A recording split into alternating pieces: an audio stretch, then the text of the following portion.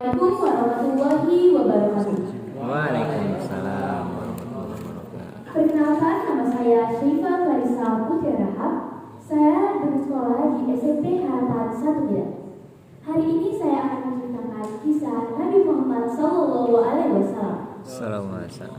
Nabi Muhammad SAW adalah Nabi dan Rasul terakhir.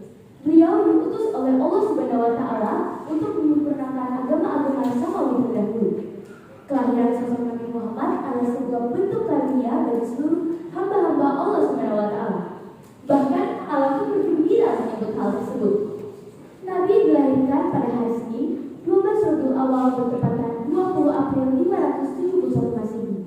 Sedangkan menurut ahli ilmu falak Muhammad Bashar, kelahiran Nabi 9 Rabiul Awal tahun Gajah.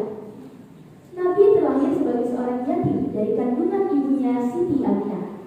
Ayah Nabi bernama Abdullah meninggal ketika Nabi masih berada di kandungan ibunya. Saat bayi suci itu lahir, ibunya segera mengirimkannya kepada kakeknya Abdul Muthalib. Dengan wajah berseri, sang kakek menimang-nimang cucunya di dalam Ka'bah dan memberi nama Muhammad. Ia berharap kelak bayi itu akan menjadi bayi yang terpuji, baik di langit maupun di bumi. Muhammad artinya terpuji. Pada saat itu, nama Muhammad sangat asing bagi bangsa Arab. Para hadirin sekalian, banyak sekali kisah indah Nabi yang tidak akan cukup bila saya sampaikan pada hari ini.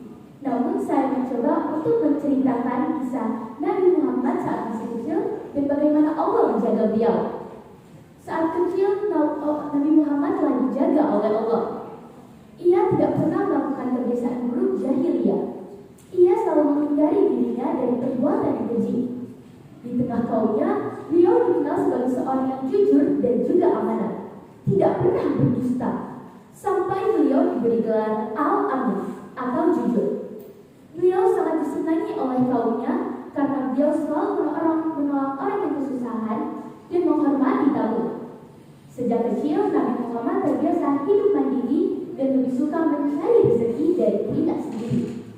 Saat Nabi berusia 8 tahun, ia melakukan bisnis pertamanya, yaitu mengembala kambing. Nabi mendapatkan beberapa upah kirat dari penduduk kota Mekah. Saat berada di pangkuan Halimah, Nabi Muhammad tidak suka bermain tanah ataupun menyantap makanan yang digelumuti oleh lalat. Begitu pula saat ia diasuh oleh pamannya, Abu Thalib. Nabi Muhammad SAW sangat menyukai kebersihan, dan dia akan selalu berpakaian sebaik mungkin. Sahabat-sahabatku sekalian, Nabi kita tidak pernah memiliki media sosial, tetapi ia adalah seorang yang memiliki pengikut terbanyak dari seluruh belahan dunia.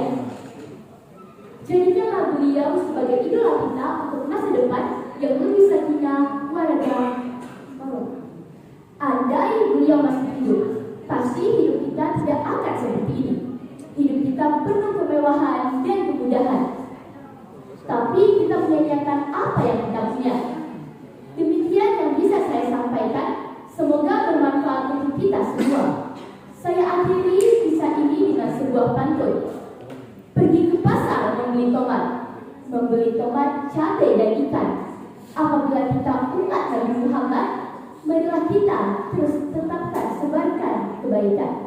Terima kasih. Wassalamualaikum warahmatullahi wabarakatuh. Waalaikumsalam warahmatullahi wabarakatuh. Takbir. Allahu Akbar.